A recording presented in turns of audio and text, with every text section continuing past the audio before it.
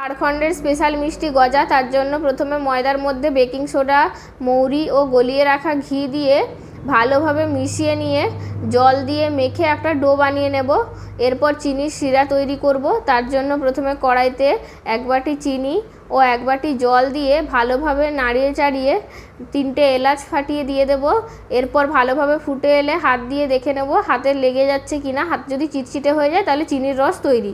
এরপর ডো থেকে 2টো লেচি কেটে বড় বড় করে বেলে তারপরে সেটাকে 4 ভাগ করে কেটে আবার একের উপরে এক রেখে ভালোভাবে বেলে নেব। বেলা হয়ে গেলে ছুরি দিয়ে ভালো মতন শেপ দিয়ে দেবো চৌকো চৌকো করে। এরপর এগুলোকে থালায় রেখে কড়াইতে তেল গরম করে এক এক করে তেলের মধ্যে দিয়ে উল্টে পাল্টে ভালোভাবে লাল লাল করে ভেজে নেব। ভাজা হয়ে গেলে কড়াই থেকে তুলে একবারে চিনির রসের মধ্যে দিয়ে দেবো। এরপরে কিছুক্ষণ ডুবিয়ে রেখে দেবো। এরপর খাওয়া যাক। দারুণ হয়েছে কিন্তু খেতে।